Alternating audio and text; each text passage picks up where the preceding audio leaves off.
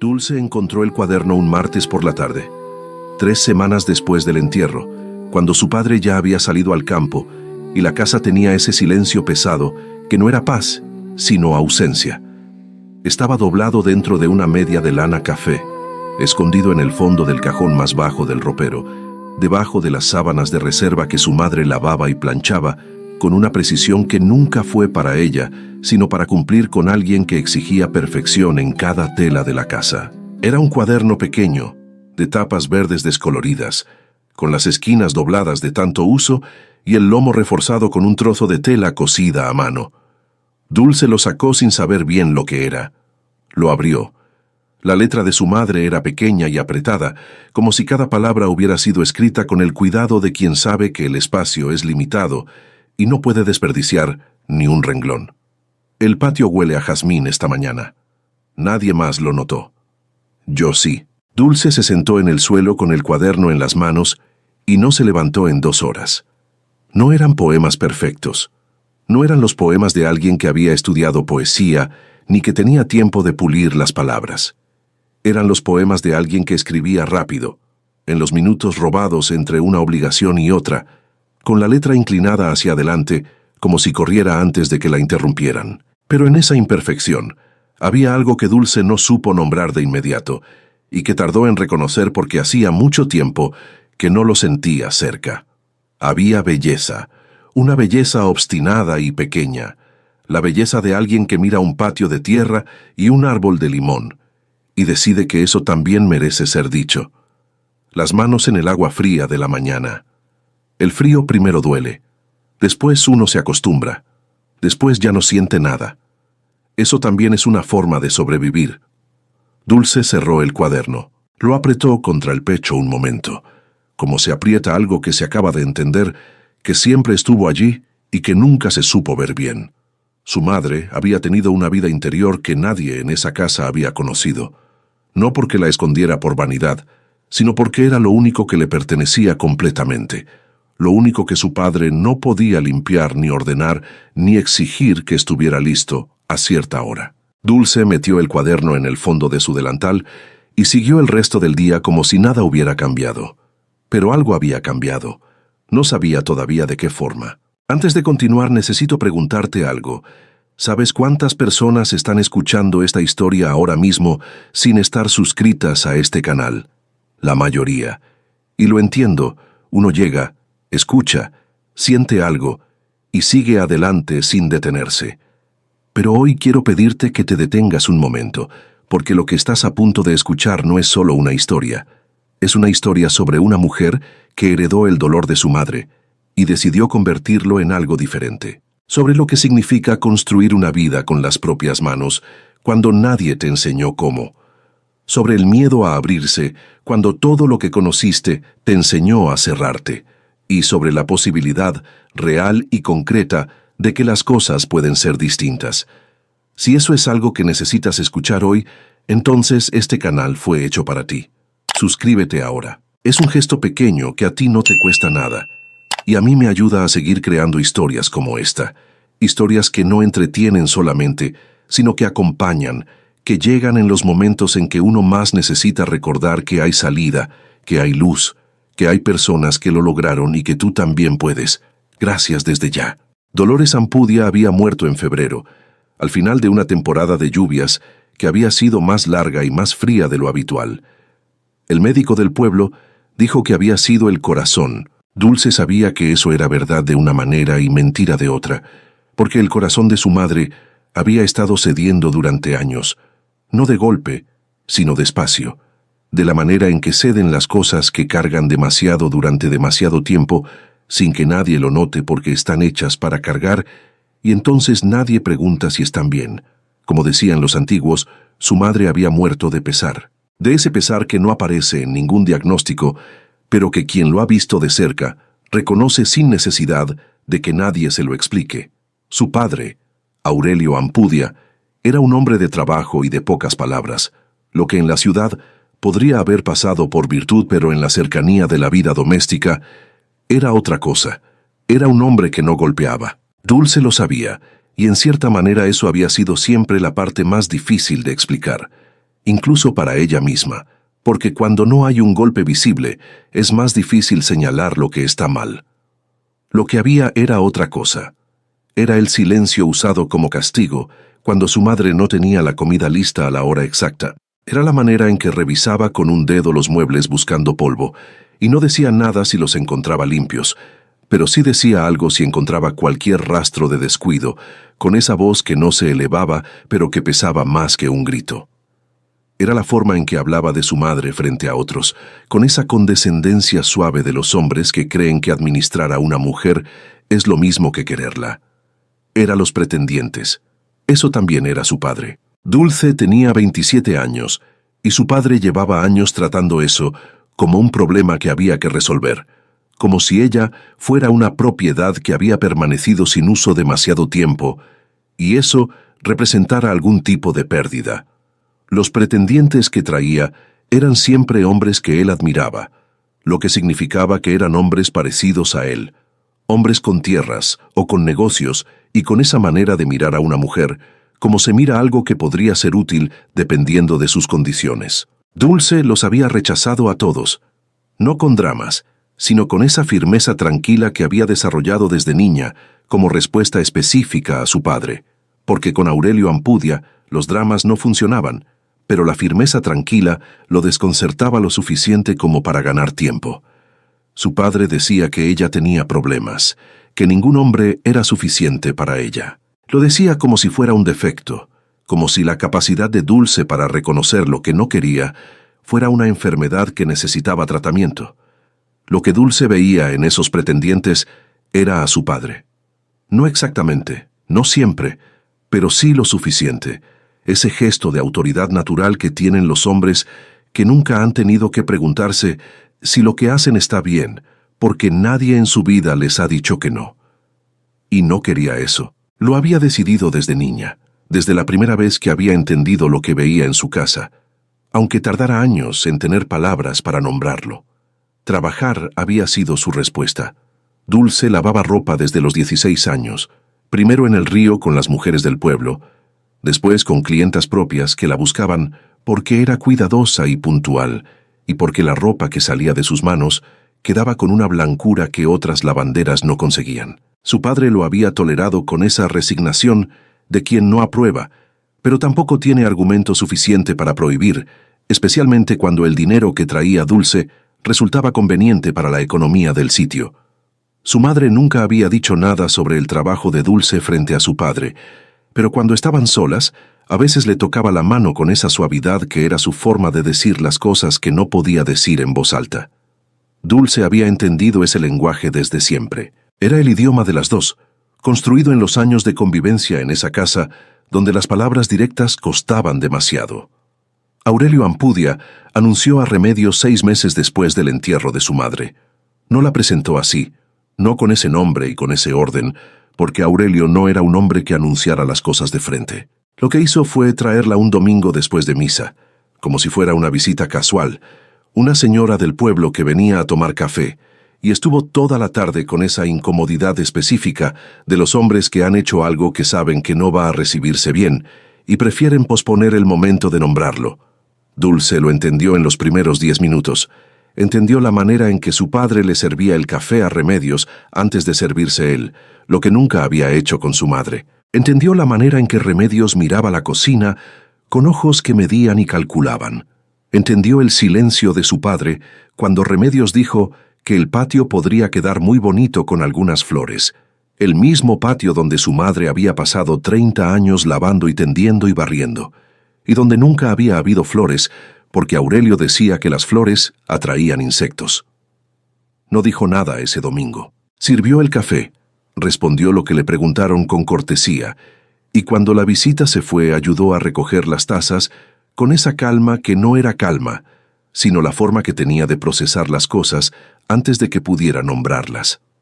Esa noche sacó el cuaderno de su madre y lo leyó de nuevo, más despacio esta vez, buscando algo que no supo definir hasta que lo encontró. Era un poema sin fecha, escrito con letra más grande que los otros, como si las palabras hubieran llegado rápido y no hubiera podido contenerlas del todo. Hay días en que pienso en irme, no sé a dónde. No importa a dónde, solo irme. Llevar las manos y dejar todo lo demás. Ver si sin el peso puedo respirar diferente. Solo pienso. Nunca voy. Pero pienso. Dulce leyó ese poema 3 veces. La tercera vez entendió que su madre había querido irse y no había podido. Que había guardado ese querer en un cuaderno de tapas verdes, escondido en una media de lana, porque era lo único que podía hacer con él. Y entendió también, en ese mismo momento, que ella sí podía. Que tenía 27 años y manos que sabían trabajar y dinero guardado en el fondo de una lata de galletas debajo de su cama, ahorrado moneda a moneda desde los 16 años, con esa disciplina que le había dado el trabajo cuando todavía no sabía para qué la necesitaría exactamente. Ahora lo sabía. Cerró el cuaderno. Lo puso sobre la cama junto a ella y se quedó mirando el techo de la habitación que había sido suya toda la vida, escuchando los sonidos del sitio en la noche, el viento en los árboles, el ganado en el potrero, los grillos. No tomó la decisión esa noche. La decisión ya estaba tomada desde hacía mucho tiempo. Lo que hizo esa noche fue reconocerla. Salió un jueves, porque los jueves era día de mercado en el pueblo, y su padre salía temprano y no regresaba hasta pasado el mediodía. Era el único día de la semana en que la casa quedaba sola durante horas. No llevó mucho. Había aprendido de años de trabajo que lo esencial ocupa menos espacio de lo que uno cree. Llevó su ropa de trabajo, la mejor piedra de lavar que tenía, pequeña y manejable, y su tabla de madera que había mandado hacer a medida hacía 3 años. Llevó la lata de galletas con el dinero. Llevó el libro de recetas de su madre, que era el único libro que había tenido en la cocina, con las páginas manchadas de uso y las anotaciones al margen con su letra pequeña. Y llevó el cuaderno de tapas verdes. Eso primero antes que todo lo demás. Lo puso en el fondo de la bolsa con el cuidado que se pone en las cosas que no tienen reemplazo. Salió sin despertar al gallo, que era temprano incluso para él. El sitio estaba en esa penumbra azul de antes del amanecer, cuando la oscuridad ya no es completa, pero la luz todavía no ha decidido llegar. Dulce cruzó el patio que conocía de memoria. Pasó junto al árbol de limón que su madre había plantado el año que se casaron, y que era el único árbol del patio que nadie había pedido permiso para plantar, porque su madre simplemente lo había sembrado una mañana mientras su padre estaba en el campo. Se detuvo un momento junto al árbol. No supo exactamente por qué. Puso la mano en la corteza un segundo y siguió. No miró atrás hasta llegar al camino. Y cuando miró, lo que vio fue el sitio en la penumbra, las paredes blancas volviéndose visibles con la primera luz, el patio donde su madre había pasado 30 años siendo perfectamente invisible. Pensó en ella, en los poemas, en las manos en el agua fría de la mañana, en el frío que primero duele, después uno se acostumbra, después ya no siente nada. Dulce sintió el cuaderno en el fondo de la bolsa, como se siente el peso de algo que importa. Siguió caminando.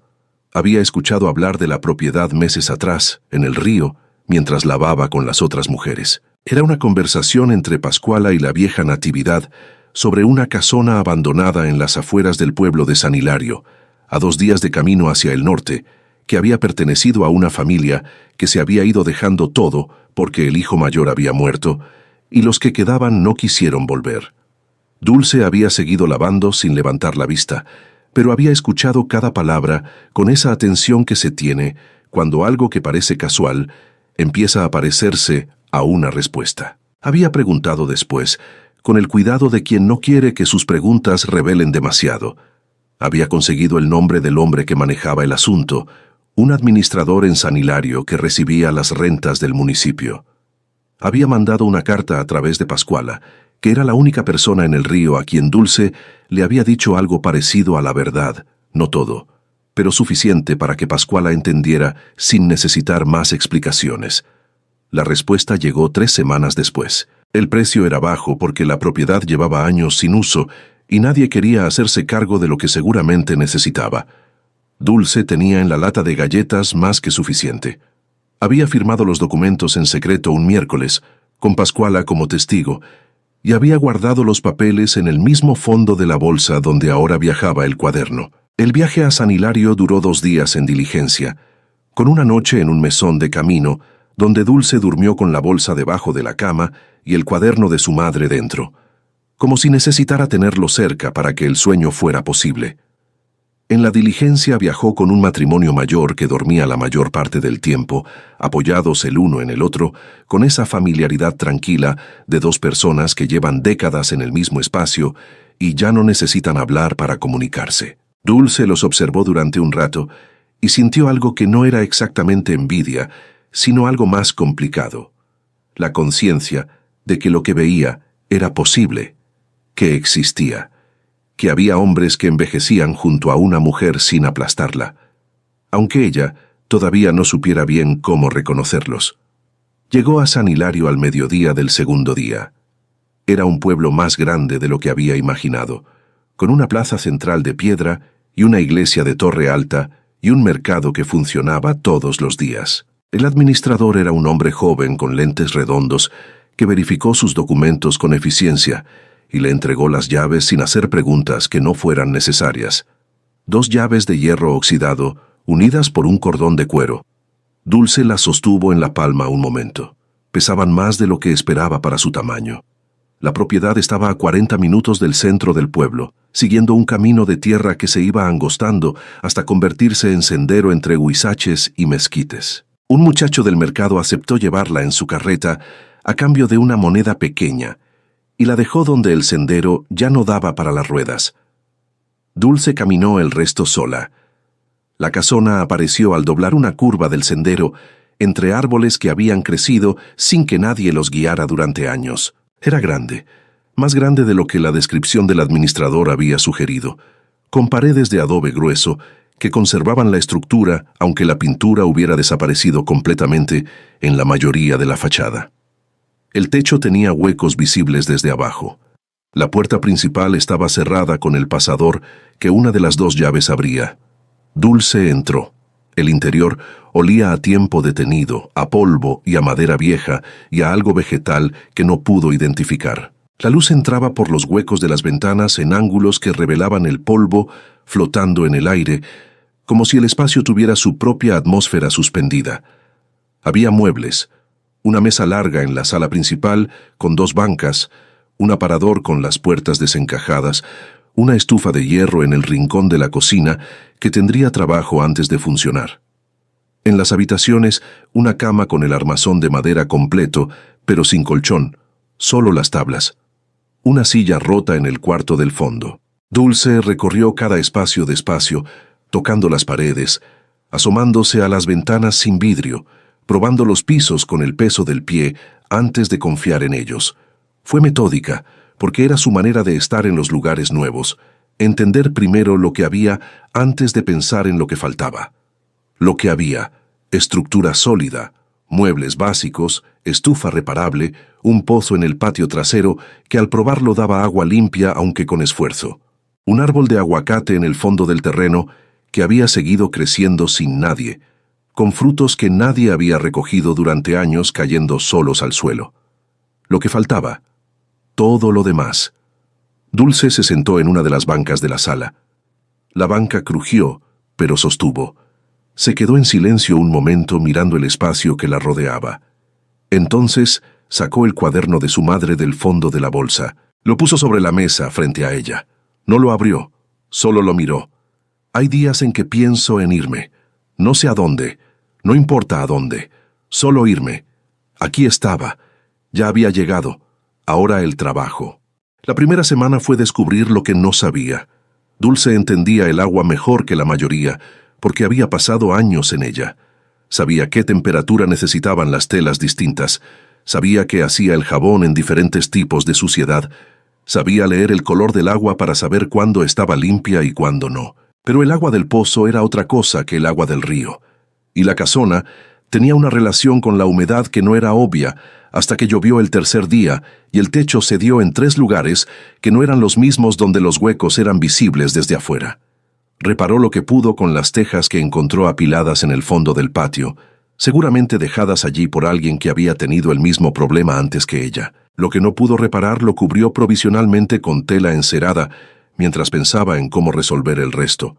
La estufa tardó un día entero en funcionar. El tubo de salida Estaba atascado con años de hollín compacto y restos de un nido que Dulce limpió, introduciendo una rama larga por la parte superior, hasta que el atasco se dio en una nube negra que la hizo toser durante varios minutos. Cuando el fuego prendió al fin y el calor empezó a llenar la cocina, Dulce se quedó mirándolo con las manos extendidas hacia el hierro caliente, con una satisfacción que era completamente nueva, la satisfacción de haber resuelto algo sola, sin instrucciones, sin que nadie le dijera cómo. Eso era diferente. Eso era suyo. El problema más inmediato era el dinero. El trabajo de lavandera requería clientas, y las clientas estaban en el pueblo. Dulce fue al mercado el quinto día, cargando la piedra de lavar y la tabla en la carreta de un vecino que pasaba en esa dirección. Se instaló en un espacio libre y esperó.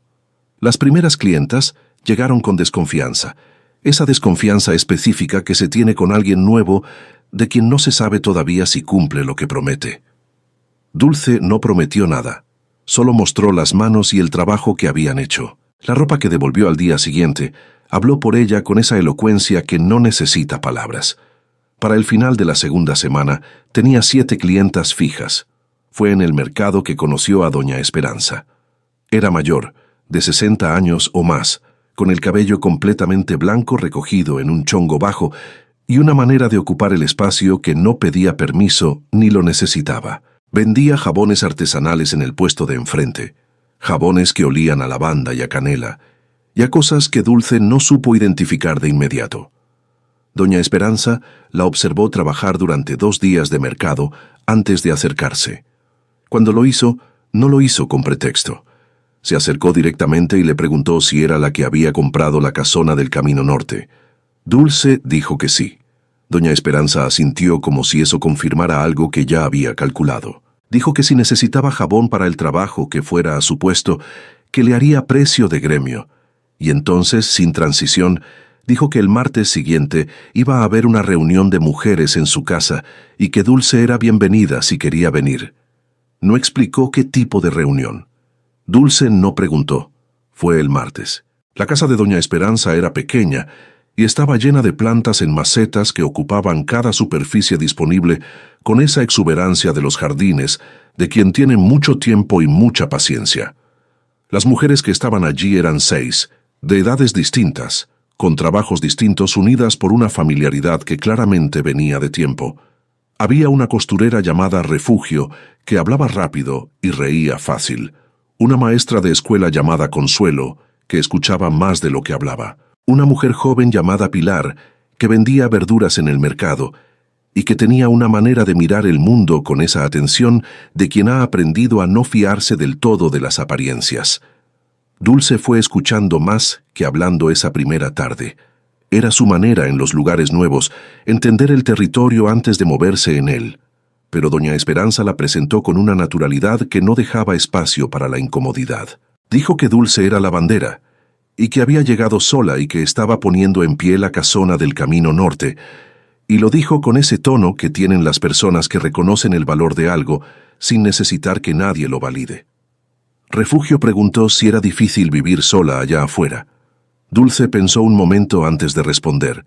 Dijo que había cosas difíciles y cosas que no lo eran, que el silencio era diferente al silencio que había conocido antes, que este silencio era más suyo. Hubo un momento de reconocimiento en la sala que no necesitó palabras. Tomás Bernal llegó a su vida de la manera menos conveniente posible, que era exactamente la manera en que Dulce no había querido que llegara nadie. Llegó por el trabajo. Era dueño de una hacienda a 3 kilómetros de la casona y tenía 7 trabajadores con familia, lo que significaba 7 casas con ropa que lavar y la disposición de pagar bien si el trabajo era bueno. Llegó un lunes a la mañana. Bajó del caballo en el patio de la casona y preguntó si era ella la lavandera de quien había escuchado hablar en el pueblo. Dulce dijo que sí desde donde estaba, junto al lavadero que había construido en el patio trasero con piedras del terreno, sin moverse ni dejar de trabajar. Tomás explicó lo que necesitaba con una precisión que le pareció inusual. No era el tipo de hombre que daba órdenes vagas y esperaba que otros resolvieran los detalles. Sabía cuántas prendas, con qué frecuencia, qué tipo de telas, cuáles requerían cuidado especial. Dulce lo escuchó. Después nombró su precio. Tomás no negoció. Dijo que le parecía justo. Dulce notó eso, que no negoció, y lo guardó en algún lugar sin saber todavía para qué. Acordaron los términos en 5 minutos. Tomás montó y se fue. Dulce volvió al lavadero. Eso había sido todo. No había razón para que fuera más que eso. El problema fue que Tomás Bernal no era el tipo de hombre que Dulce había aprendido a reconocer. No tenía la voz modulada de su padre, esa voz que sonaba razonable, mientras decía cosas que no lo eran. No miraba el trabajo de ella como si fuera un inconveniente o una extravagancia. Cuando llegaba a dejar la ropa y a recogerla de la semana anterior, saludaba y preguntaba si había algún problema con las telas que debía saber, y escuchaba la respuesta con una atención que no era cortesía, sino interés real. Eso era el problema, que era difícil encontrarle el defecto que Dulce sabía que debía tener. Lo buscó durante semanas. Buscó la impaciencia debajo de la calma, la condescendencia debajo de la cortesía, la necesidad de tener razón que tarde o temprano aparecía en todos los hombres que había conocido. No la encontró. Lo que encontró, en cambio, y eso era peor, fue que era un hombre que había cometido errores y los reconocía sin necesitar que nadie lo obligara. Lo supo una tarde que él llegó a recoger la ropa y encontró que una camisa de lino había quedado con una marca que el agua no había sacado completamente. Dulce se la señaló antes de entregársela, explicando qué había pasado y que intentaría nuevamente la semana siguiente. Tomás la miró y dijo que no se preocupara, que esa camisa la había manchado él mismo con descuido y que era justo que quedara con las consecuencias de su propio descuido. Lo dijo sin drama, sin esperar mérito por haberlo dicho. Dulce no respondió en ese momento, pero esa noche sacó el cuaderno de su madre y lo tuvo en las manos sin abrirlo durante un rato largo. No quería esto. No quería sentir curiosidad por un hombre. No quería que sus visitas empezaran a tener un peso diferente en la semana. No quería ninguna de las cosas que estaban empezando a pasar con esa inevitabilidad silenciosa de lo que no se invitó pero ya entró. Abrió el cuaderno al azar. El miedo no siempre es señal de peligro. A veces es señal de que algo importa. Y una no sabe bien qué hacer con eso. Lo había escrito su madre. Dulce no sabía sobre qué. No sabía en qué momento de su vida. No sabía si era sobre su padre o sobre algo completamente diferente. Pero era como si la hubiera escrito para ella. Cerró el cuaderno. Apagó la vela. En la oscuridad de la casona que ya iba siendo su casa, escuchó el viento en los árboles del terreno y pensó que su madre había sido más sabia de lo que cualquiera en esa casa había tenido ojos para ver. Fue doña Esperanza quien lo dijo primero, con esa franqueza sin crueldad que era su manera de decir las cosas difíciles. Era una tarde de las reuniones del martes. Las otras mujeres habían salido al patio y doña Esperanza y Dulce se habían quedado recogiendo las tazas. Doña Esperanza dijo sin preámbulo que había notado que Dulce se ponía diferente cuando alguien mencionaba a Tomás Bernal, no más alegre sino más quieta, del tipo de quietud que tiene la gente cuando está tratando de no mostrar algo. Dulce no respondió de inmediato. Doña Esperanza dijo que lo que fuera que estaba pensando sobre ese hombre, que lo pensara con los ojos abiertos y no con los miedos de otra historia, que el miedo heredado era real y merecía respeto, pero que a veces se quedaba más tiempo del que hacía falta, como un huésped que ya tendría que haberse ido y que uno no sabe bien cómo pedirle que se marche. Dulce preguntó cómo se distinguía el miedo que protege del miedo que encierra. Doña Esperanza pensó un momento. Dijo que el miedo que protege señala algo específico en la persona frente a uno. El miedo que encierra señala hacia adentro, hacia lo que ya pasó, hacia alguien que ya no está. Que la diferencia era importante aunque fuera difícil de ver desde adentro. Dulce recogió las tazas en silencio. Después dijo que su madre había tenido miedo toda la vida y que ese miedo había tenido razón siempre. Doña Esperanza dijo que sí, y que su madre no había sido ella. Lo dijo con suavidad, sin comparación, sin juicio, solo como una distinción que valía la pena que Dulce sostuviera aunque le costara. El momento en que algo cambió entre ellos fue una mañana de miércoles que Tomás llegó a traer la ropa y encontró a Dulce con un problema que llevaba 2 días sin resolver.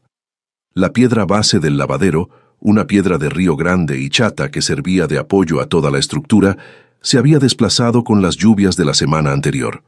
Ahora el lavadero entero quedaba inclinado hacia un lado de una manera que no era segura para trabajar. Dulce había intentado moverla la mañana anterior y había conseguido desplazarla apenas unos centímetros con el esfuerzo de todo el cuerpo, suficiente para saber que era posible, pero también para saber que el precio sería las costillas y las espaldas durante 3 días.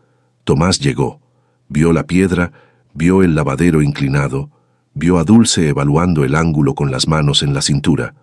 Preguntó si podía ayudar. Dulce dijo que conseguía sola. Tomás dijo que sabía que ella conseguía.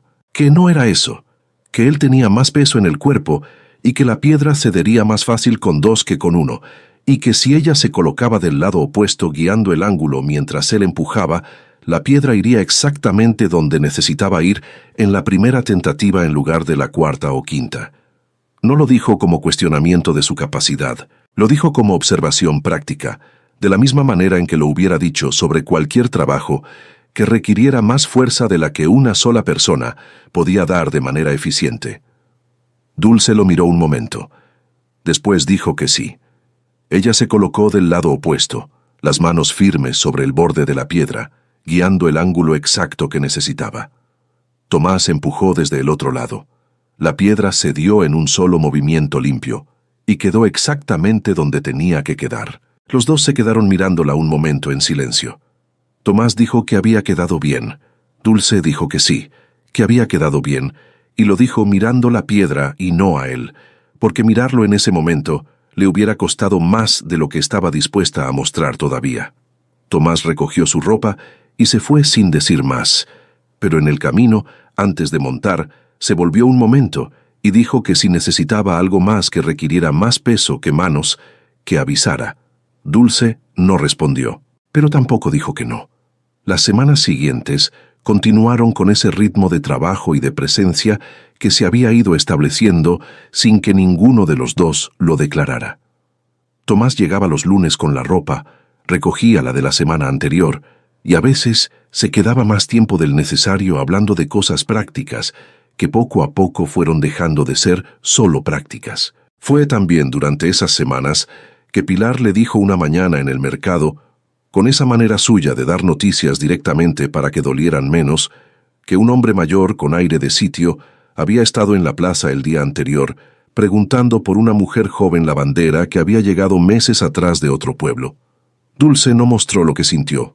Preguntó cuándo exactamente. Pilar dijo que hacía 2 días, que Consuelo lo había visto y le había avisado, y que había algo en la manera en que el hombre preguntaba que a Consuelo no le había parecido bien.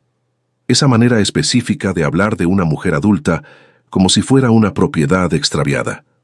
Dulce recogió sus cosas del mercado más rápido que de costumbre y fue directamente a la casa de Doña Esperanza. Doña Esperanza escuchó y no preguntó nada que no necesitara saber. Dijo que si necesitaba que alguien estuviera con ella, que avisara. Dijo que en ese pueblo las mujeres sabían quiénes eran sus personas y que Dulce ya era una de las suyas, aunque llevara poco tiempo. Dulce regresó a la casona y pasó esa tarde haciendo trabajo de manos, lavando, frotando, el tipo de trabajo físico que ocupa el cuerpo suficiente para que la cabeza pueda pensar con claridad. Pensó en su padre, en la manera en que hablaría de ella cuando preguntara, con esa voz de hombre agraviado que conseguía que la gente lo mirara con lástima. La hija que se había ido sin avisar, que lo había dejado solo, que era ingrata después de todo lo que él había hecho. Conocía esa voz, había crecido escuchándola usada sobre su madre. Aurelio Ampudia llegó un martes por la mañana. Dulce lo vio venir por el sendero desde el patio trasero, donde estaba trabajando. Lo reconoció por la manera de montar, esa postura específica de su padre sobre el caballo, como si el caballo también le debiera algo. Entró al patio y se detuvo. La miró. Dulce dejó el trabajo, se limpió las manos en el delantal y fue hacia él sin apresurarse. Aurelio empezó a hablar con esa voz suya de autoridad natural, la voz que nunca se elevaba porque no necesitaba elevarse para pesar. Dijo que la había buscado mucho. Dijo que lo que había hecho era una vergüenza, que la gente hablaba. Dijo que podía volver al sitio y que olvidarían el asunto, que él hablaría con don Ernesto, que era el mejor de los pretendientes y que todavía estaba dispuesto, que a su edad ya no podía darse el lujo de ser tan exigente. Dulce lo escuchó hasta que terminó. Después dijo que no iba a volver. Lo dijo con esa calma que había aprendido de años de ser su hija, esa calma específica que era la única respuesta que lo desconcertaba, porque no le daba nada contra qué empujar. Aurelio dijo que ella no podía tomar esas decisiones sola, que necesitaba a un hombre que la guiara. Dijo que lo que le había pasado a su madre era que había sido demasiado blanda, demasiado sensible, que si hubiera tenido más carácter, habría durado más. Dulce sintió algo cerrarse en el pecho, no de dolor sino de confirmación, de la misma confirmación que había sentido la noche en que había leído el poema y había sabido que tenía que irse. Dijo que su madre había tenido más carácter que cualquier persona que él había conocido, que el carácter de su madre había sido escribir poemas sobre el jazmín del patio mientras cumplía con todo lo que le exigían, que eso requería una fortaleza que él nunca iba a entender porque nunca había necesitado tenerla. Aurelio la miró. No estaba acostumbrado a que ella hablara así, pero entonces hizo algo que Dulce no esperaba. No se fue. Se quedó un momento más con esa expresión específica de los hombres que han perdido el hilo de la conversación, pero no quieren admitirlo, y dijo con una voz que había perdido algo de su peso habitual, que él solo quería lo mejor para ella, que una mujer sola en un sitio así no estaba bien, que había maneras correctas de hacer las cosas. Dulce dijo que la manera correcta era la que ella había elegido, que sus documentos eran legales y su trabajo era honesto, y que no le debía a nadie una explicación distinta.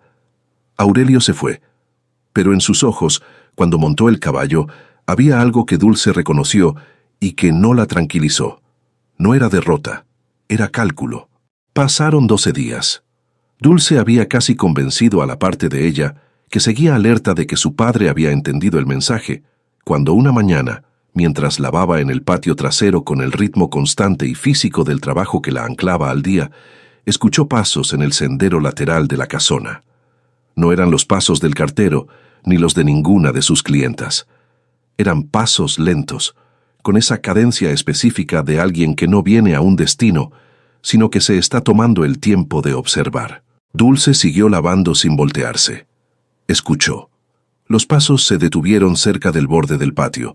Había una separación baja de piedras que delimitaba el área del lavadero, y desde allí se veía todo el espacio donde ella trabajaba. Entonces, escuchó la voz. Era un hombre. Dijo algo que intentaba sonar como saludo, pero que tenía debajo de las palabras una familiaridad que nadie que la conociera una semana tenía derecho a tener. Dijo que era Ernesto, que don Aurelio le había hablado de ella, que había venido a conocerla. Dulce se incorporó y se volvió. Era un hombre de unos 40 años, corpulento, con ropa que intentaba ser de ciudad sobre un cuerpo que era claramente de campo. Tenía una sonrisa que no llegaba a los ojos y una manera de mirarla que no era la mirada de alguien que acaba de presentarse, sino la de alguien que lleva un rato observando antes de decidir acercarse. Dulce dijo con voz tranquila que no lo conocía y que no había sido avisada de ninguna visita. Ernesto dijo que don Aurelio le había dicho que ella era difícil, que había que tenerle paciencia. Lo dijo con esa condescendencia suave de quien repite lo que le han dicho sobre alguien como si fuera un análisis propio. Dio un paso hacia adentro del patio. Dulce dijo que se detuviera, que ese era su terreno y que no había sido invitado a entrar. Ernesto no se detuvo. Siguió caminando hacia ella con esa seguridad de quien ha calculado que la situación le favorece, que está en un sitio apartado, que no hay nadie cerca, que la mujer frente a él tiene las manos mojadas y un delantal de trabajo, y ningún hombre a la vista. Llegó hasta donde ella estaba. Le dijo, con una voz que bajó de tono de una manera que Dulce reconoció como amenaza, aunque no hubiera ninguna palabra amenazante, que su padre le había dicho que era una mujer necia que necesitaba que alguien le enseñara a ser razonable. Y entonces intentó tomarla por los brazos y acercar su cara a la de ella. Lo que Ernesto no había calculado era que Dulce tenía las manos dentro del agua fría del lavadero y que junto al lavadero había una piedra de trabajo que pesaba lo suficiente para servir de argumento contundente. Lo que tampoco había calculado era que una mujer que lleva años lavando ropa a mano tiene en los brazos y en las manos una fuerza que no es obvia desde afuera. Dulce se apartó de un movimiento brusco y tomó la piedra de trabajo con las dos manos. No la levantó. Solo la sostuvo y lo miró de frente con esa calma, que era ahora algo más que escudo, que era rabia contenida y fría como el agua del lavadero. Le dijo que si daba un paso más iba a usar la piedra. Lo dijo de una manera que no dejaba lugar a dudas sobre si lo haría o no. Ernesto retrocedió un paso, pero su expresión cambió de la sorpresa a algo más oscuro, y Dulce vio que calculaba de nuevo, que pesaba las posibilidades, y supo que la piedra en sus manos era suficiente argumento por ahora, pero que la situación no estaba resuelta. Fue entonces cuando escuchó el caballo en el sendero principal. Tomás Bernal bajó del caballo antes de que se detuviera completamente. Había llegado a traer la ropa de la semana, y había visto desde el sendero a un hombre desconocido dentro del patio de la casona en una postura que no necesitaba explicación. Entró al patio con esa calma específica de los hombres que no necesitan elevar la voz para que se entienda exactamente lo que están dispuestos a hacer. Miró a Ernesto. Le preguntó con una voz completamente tranquila quién era él y qué hacía en ese terreno. Ernesto intentó explicar algo sobre don Aurelio y sobre ser conocido de la familia. Tomás lo dejó hablar hasta que terminó. Después dijo que lo que escuchaba era que era un hombre que había entrado sin permiso al terreno de una mujer que no lo había invitado y que había intentado tocarla sin su consentimiento, y que si eso era correcto, entonces tenía exactamente el tiempo que tardara en montar su caballo para salir de ese sendero antes de que la conversación se pusiera más seria. No levantó la voz en ningún momento, no hizo ningún gesto amenazante, solo lo miró con esa mirada que no necesitaba añadir nada más. Ernesto se fue, rápido y sin decir más, con esa prisa específica de quien acaba de entender que calculó mal. El sonido de su caballo alejándose por el sendero fue lo único que quedó por un momento. Tomás se volvió hacia Dulce. Le preguntó si estaba bien. Dulce todavía tenía la piedra en las manos. La soltó despacio. Dijo que sí, que estaba bien. Lo dijo con esa firmeza que era verdad, pero que también tenía debajo algo que todavía temblaba un poco, aunque no lo mostrara.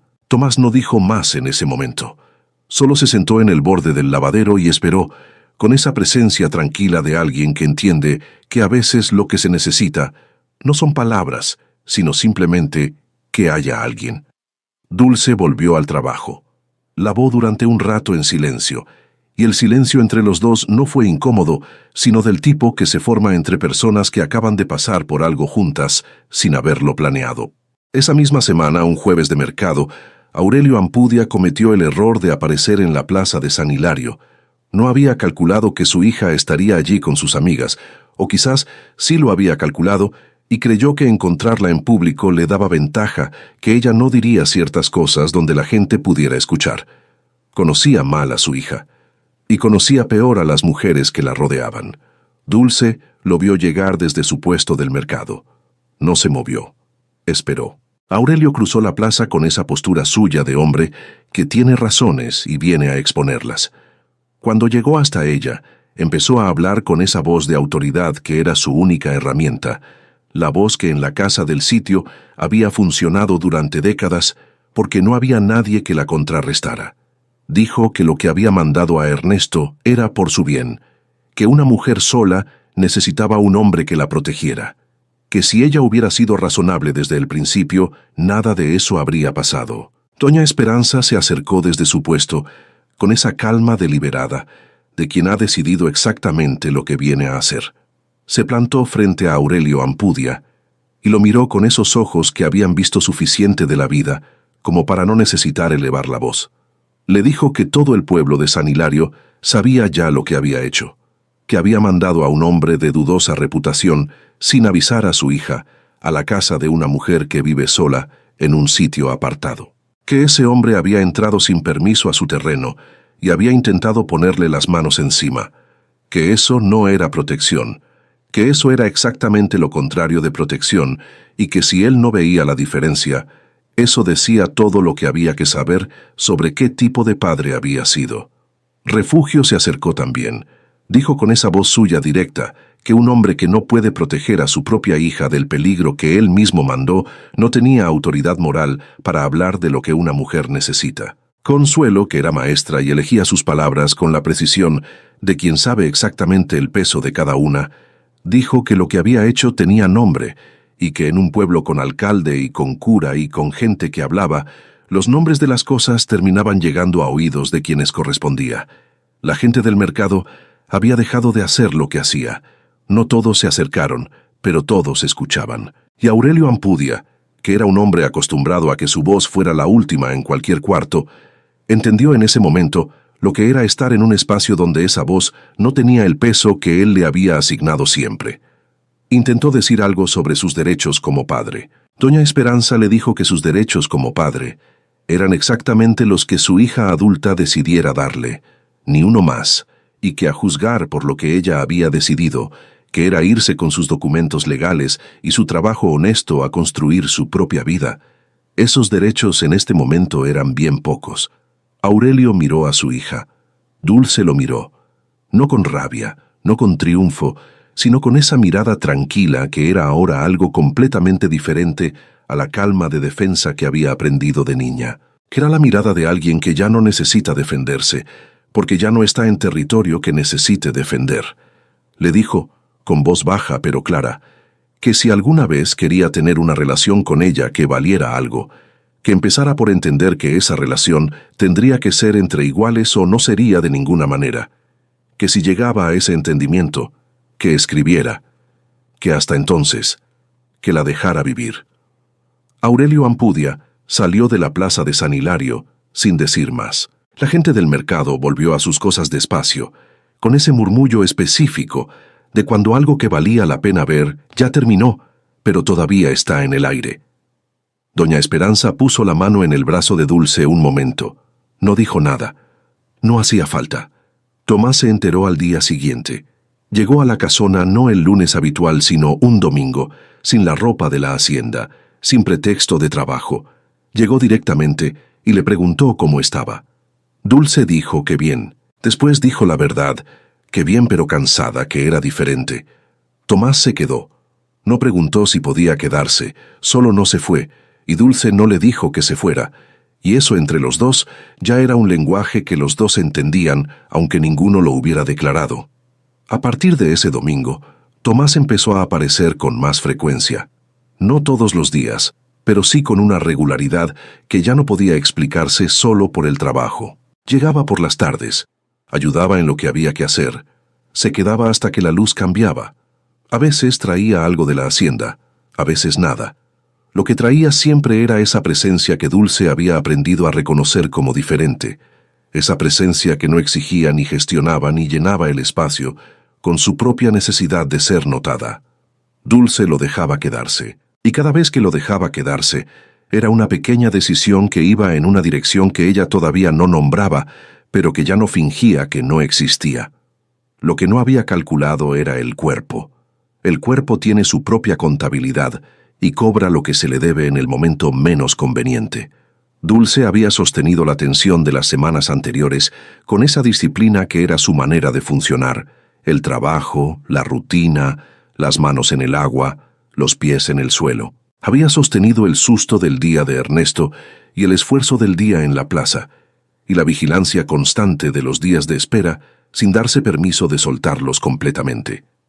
Una semana después de la escena en el mercado, un martes de mañana, amaneció con el cuerpo pesado y la garganta cerrada, y un frío que no era del aire sino de adentro. Para el mediodía no podía levantarse. Era una gripe fuerte, del tipo que llega cuando el cuerpo ha estado aguantando demasiado y encuentra el primer espacio para cobrar lo acumulado. Dulce lo sabía, y eso no hacía que fuera menos difícil estar en la cama de la casona con fiebre y sin fuerzas y sin nadie cerca, que era exactamente la condición que su padre siempre usaba como argumento de por qué una mujer sola no era una buena idea. Fue doña Esperanza quien llegó primero, avisada por Pilar que había pasado por el sendero y había visto que no había movimiento en la casona a una hora en que siempre lo había. Llegó con un caldo que traía en una olla envuelta en tela para conservar el calor y con esa eficiencia tranquila de quien ha cuidado muchas personas y sabe exactamente lo que hay que hacer sin necesitar que nadie le explique. Refugio llegó después con ropa limpia y con la disposición de quedarse lo que hiciera falta. Consuelo trajo hierbas para el té, las mismas que usaba cuando sus alumnos llegaban a clases con los ojos brillantes de fiebre. Tomás llegó esa misma tarde. Había pasado por el mercado y Pilar le había dicho lo que pasaba. Llegó con paso rápido, que era lo más cerca que Dulce lo había visto de perder la calma, y encontró la casona con más gente de la que esperaba, y a Dulce en la cama, con los ojos brillantes y las mejillas coloradas de la fiebre. Doña Esperanza lo evaluó en 2 segundos con esa mirada suya y decidió que podía quedarse. Le indicó dónde estaba el agua y qué temperatura debía tener y cómo debía aplicarse el paño en la frente, con la autoridad natural de quien está a cargo y no necesita discutirlo. Tomás siguió las instrucciones sin preguntar más de lo necesario. Dulce pasó 2 días con fiebre. Los 2 días hubo siempre alguien en la casona, las mujeres por turnos durante el día, y Tomás que llegaba por las tardes y se quedaba hasta entrada la noche sentado en la silla junto a la puerta de la habitación, desde donde podía escuchar si ella necesitaba algo. La segunda noche, cuando la fiebre empezó a ceder y Dulce tuvo por primera vez en 2 días la cabeza suficientemente clara para estar consciente de lo que la rodeaba, notó que Tomás estaba todavía allí. La silla seguía junto a la puerta. Él tenía los ojos abiertos y miraba hacia la ventana con esa expresión de alguien que lleva horas pensando en algo sin llegar a una conclusión. Dulce dijo su nombre en voz baja. Tomás se volvió de inmediato. Le preguntó cómo estaba. Dulce dijo que mejor, que la fiebre había bajado, que por qué todavía estaba allí. Tomás dijo que porque no quería irse. Lo dijo simplemente, sin adornarlos, sin esperar que la simplicidad de las palabras pasara desapercibida. Y no pasó desapercibida.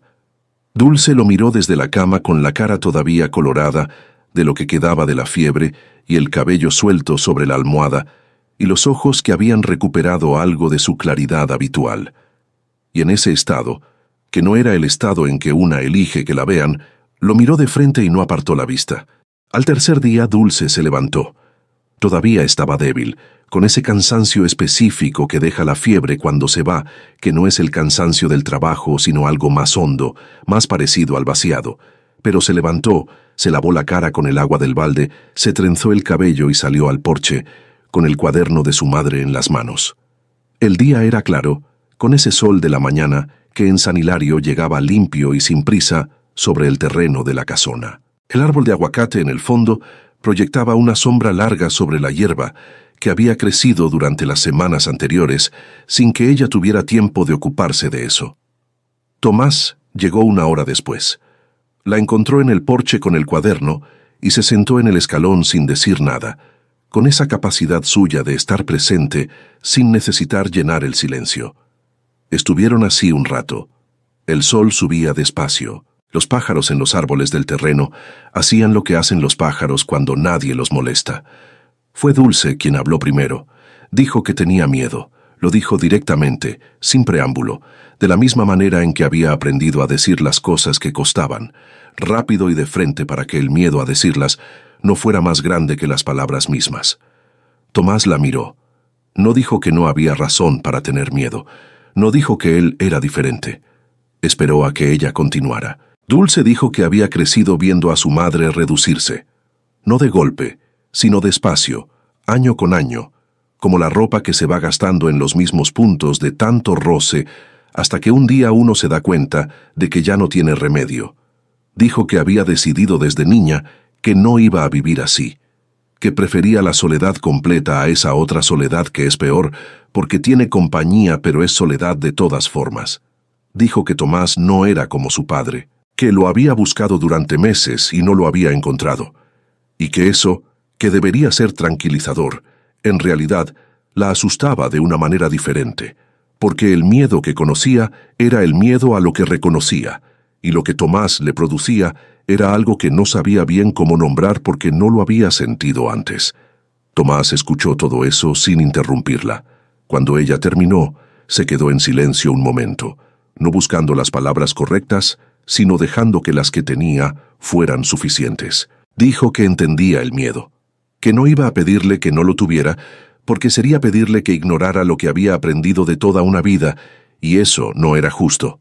Dijo que lo único que podía ofrecerle era tiempo, y que el tiempo era lo que fuera necesario, sin prisa de su parte y sin fecha. Dijo que lo que sentía por ella lo había ido entendiendo despacio, de la misma manera en que ella lo había ido descubriendo, en capas, visita a visita, y que no tenía apuro de ponerle un nombre si ella todavía no estaba lista para que lo tuviera, pero que quería que supiera que estaba allí, no por costumbre ni por conveniencia ni por ninguna de las razones que los hombres que ella había conocido tenían para estar cerca de una mujer, sino porque en esa casona y en esa mujer que lavaba ropa, con la determinación de quien ha decidido ser exactamente lo que es, había encontrado algo que no había buscado, y que ahora que lo había encontrado, no sabía cómo no verlo. Dulce lo miró durante un momento largo. Después miró el cuaderno que tenía en las manos. Lo abrió en la última página escrita por su madre, la que tenía la letra más temblorosa, la que era más corta que todos los otros poemas. Tú sí podrás. Lo leyó en silencio. Después, sin decir nada, giró el cuaderno y se lo mostró a Tomás para que lo leyera él también. Tomás lo leyó, levantó la vista hacia ella. Dulce dijo que su madre había querido irse y no había podido, que había guardado todo lo que quería y todo lo que sentía y todo lo que temía en un cuaderno de tapas verdes, porque era lo único que nadie podía quitarle, y que ella había podido irse, había construido este lugar, había aprendido a estar sola de una manera que era suya y que no le debía nada a nadie, y que ahora, por primera vez en su vida, sentía que si elegía no estar sola, esa elección también sería completamente suya. No por necesidad ni por presión, ni porque alguien le hubiera dicho que era lo que debía hacer, sino porque quería, porque había aprendido la diferencia entre las dos cosas y porque esa diferencia era todo. Tomás no dijo nada. Extendió la mano sobre el escalón del porche, con la palma hacia arriba, sin tomarla de ella, solo ofreciéndola. Dulce miró esa mano un momento. Después puso la suya encima. No fue un gran gesto. No había nadie mirando ni nada que lo declarara. Era solo dos manos en el escalón de un porche una mañana clara de sol, con el árbol de aguacate al fondo y los pájaros en los árboles y el agua del pozo que esperaba el trabajo del día. Pero era suyo. Era completamente suyo. Y eso era lo único que importaba. Al final de ese primer año, una tarde de noviembre con el cielo limpio y el aire con ese frío seco que ya conocía y que ya era su frío, Dulce estaba en el porche de la casona con el cuaderno abierto en las rodillas. Lo leía despacio, como había aprendido a leerlo, sin buscar respuestas, sino dejando que las palabras de su madre la acompañaran de la manera que mejor sabía hacerlo. La huerta en el patio producía lo suficiente para ella y para vender en el mercado los jueves junto con la ropa lavada. El lavadero del patio trasero tenía ahora una cubierta de madera que protegía el área de trabajo de las lluvias. Las ventanas tenían postigos, el techo no tenía huecos. El árbol de aguacate del fondo había dado frutos ese año que Dulce había repartido entre las mujeres del martes con la generosidad específica de quien sabe lo que es recibir. Tomás llegaba los domingos, a veces entre semana también, sin pretexto de trabajo directamente, como visita, como presencia elegida de ambos lados. Las conversaciones entre ellos se habían ido haciendo más largas y más profundas, de la misma manera en que se profundizan todas las cosas que tienen tiempo y espacio para crecer sin que nadie las apresure. No había nada declarado en público todavía, pero había algo que las mujeres del martes veían en la manera en que Dulce hablaba de él, y que Tomás no intentaba esconder, y que entre los dos ocupaba el espacio con esa naturalidad de lo que ya existe, aunque todavía no tenga nombre oficial. Doña Esperanza apareció al final del sendero con Refugio, que venía contando algo que había pasado en el mercado esa mañana con una energía que no requería que nadie respondiera todavía. Dulce las vio venir y cerró el cuaderno con cuidado. Con ese cuidado específico que se tiene con las cosas que ya no necesitan protección porque ya están a salvo, pero que siguen mereciendo ese trato de todas formas. Se levantó a recibirlas. Todo eso era suyo. Lo había construido con las manos y con los errores, y con las mañanas de estufa que no prendía, y las semanas de clientas que llegaban despacio, y las tardes del martes que habían ido acumulando capas de confianza hasta convertirse en algo sólido y real. Su madre había pensado en irse, y no había podido. Ella había podido, y eso no borraba el dolor de lo que su madre había vivido. No lo borraba ni lo resolvía, ni lo hacía justo. Pero era lo que podía hacer con él, convertirlo en algo, en una vida que fuera prueba de que era posible, que siempre había sido posible, que el problema nunca había sido ella ni su madre, sino el espacio en que les habían dicho que debían caber. Doña Esperanza llegó hasta el porche y la miró con esa manera suya de ver lo que hay sin necesitar que se lo digan. Preguntó cómo estaba. Dulce dijo que bien. Lo dijo con esa simplicidad de las cosas que son verdad, sin necesitar adornos. Entraron a la casa. Afuera el cielo de noviembre tenía ese azul profundo de las tardes de altura que Dulce había aprendido a reconocer como suyo, un azul que en la ciudad no existe de esa manera, que requiere distancia del ruido y tiempo sin prisa y un lugar donde pararse a mirarlo. Lo miró un segundo antes de entrar. Después entró a su casa. Si estuviste hasta aquí esperando saber qué pasó con Dulce y Tomás, vine a contártelo. Se casaron una mañana de abril, 3 años después del día en que 2 manos se encontraron en el escalón de un porche sin que nadie los estuviera mirando. La ceremonia fue en la plaza de San Hilario, pequeña y sin pretensiones, con doña Esperanza en la primera fila llorando con esa discreción de quien no quiere que nadie la vea llorar, pero tampoco hace mucho por evitarlo. Refugio habló más de lo necesario durante el festejo, como era su costumbre, y nadie se lo reprochó porque lo que decía era exactamente lo que todos pensaban. Dulce llegó a la iglesia con el cuaderno de tapas verdes en la bolsa. No se lo dijo a nadie. Solo necesitaba que estuviera allí, como había estado en todos los días importantes, desde que lo encontró doblado dentro de una media de lana en el cajón más bajo del ropero. Tomás la esperaba en el altar con esa calma suya que ya no le costaba trabajo leerle, que significaba que estaba exactamente donde quería estar y que no tenía ninguna duda sobre eso. 2 años después, nació Dolores. La llamaron así desde el primer momento, sin discusión, sin que ninguno de los dos tuviera que explicarle al otro por qué. Tomás lo entendió solo, de la misma manera en que había aprendido a entender las cosas que Dulce no necesitaba decir completamente para que llegaran. Dolores llegó al mundo con los ojos muy abiertos, como si tuviera prisa de ver todo, y desde los primeros meses tuvo una manera de observar el mundo a su alrededor con esa atención quieta y total que hace que los adultos se miren entre sí y no sepan bien qué decir. Creció en la casona que su madre había rescatado del abandono con las propias manos. Creció conociendo la historia del árbol de aguacate que nadie plantó y que siguió dando frutos de todas formas. Creció sabiendo que el lavadero del patio trasero lo había construido su madre con piedras del terreno antes de que su padre llegara a la vida de ninguno de los dos. Y creció sabiendo, porque Dulce se lo contó cuando tuvo edad para escucharlo, que tenía una abuela que había sido más sabia de lo que nadie en su vida había tenido ojos para ver.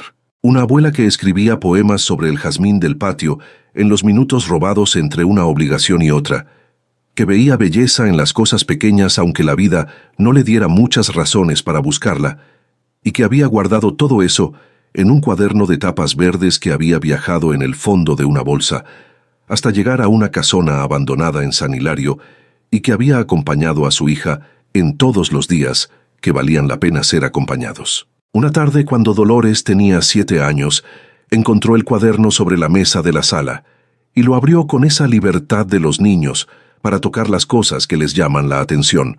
Dulce la vio desde la puerta y no dijo nada. La dejó leer. Dolores leyó despacio, con el ceño fruncido de quien encuentra palabras que no todas son fáciles, pero que siente que valen el esfuerzo. Después levantó la vista y le preguntó a su madre quién las había escrito. Dulce se sentó a su lado.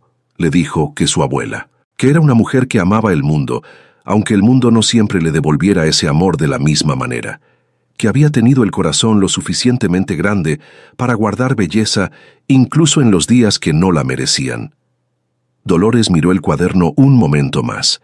Después dijo, con esa seriedad directa que tenía para las cosas que le importaban, que quería aprender a escribir así.